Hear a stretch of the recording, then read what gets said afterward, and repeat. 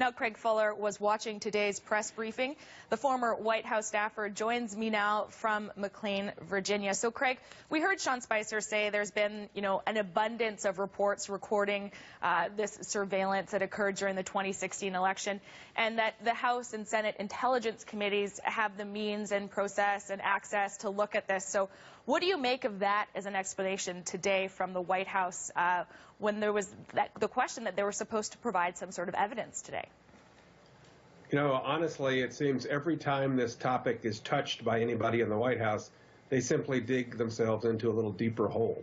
I certainly don't remember at any time any news organization suggesting that President Obama had authorized wiretaps of candidate Trump. It just doesn't make sense. I don't know why this was raised to begin with.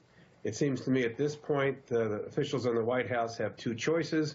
One, to indicate there's no evidence to suggest this actually occurred and Mr. Trump misspoke, or the other is to say we'll simply have no comment until a report comes out from the Intelligence Committee, and repeat that line over and over again, because every time they want to talk about it, they dig themselves into a deeper hole. Interestingly enough, too, Sean Spicer kept pushing the fact that initial tweet, there were quotes around the word wiretapping, as if in some way they're trying to pull back a little bit from the initial allegations. What did you read into that, the fact that he brought that up twice, that tweet from Trump had quotes around the word wiretapping? It's just speculation. The only possibility that I could see existing is that the intelligence community was monitoring the conversation of someone of foreign interest, foreign background, who called into Trump Tower, and that conversation was captured. But, that's something that we're going to find out about. And if that was the case, frankly, the president shouldn't have been talking about it anyway. I do think, and you covered this very well in the segment, I do think that this question of trust is an important one. I cannot remember a time when White House press reporters were asking a press secretary, can we trust the president? This is a terribly important issue, and it has ramifications for passing legislation. It has ramifications for interaction with world leaders. We should not allow this much longer. Craig, what do you think is the strategy behind this from the perspective of the president to put these allegations out there in such a public way, and then here we are, a while later, still with no evidence to back up what were very serious allegations?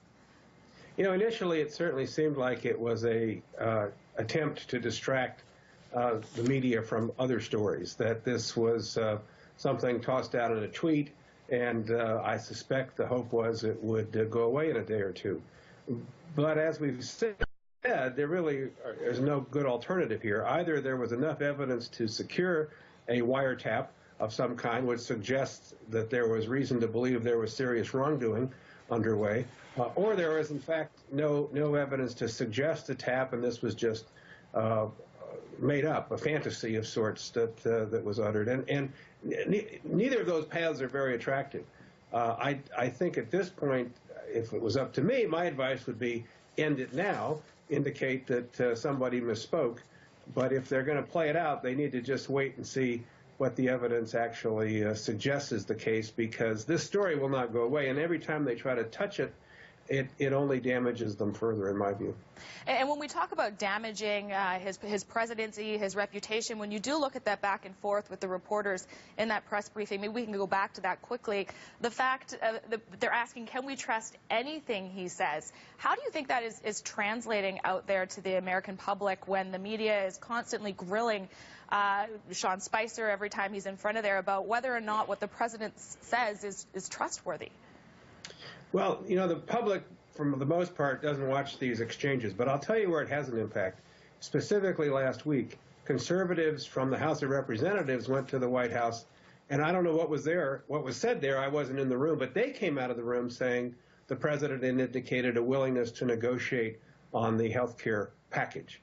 Within 24 hours, the congressional leaders, Republican leaders, had said there is no difference between us and the administration, and the White House stated that the president now agrees with the package that had been crafted by Speaker Ryan.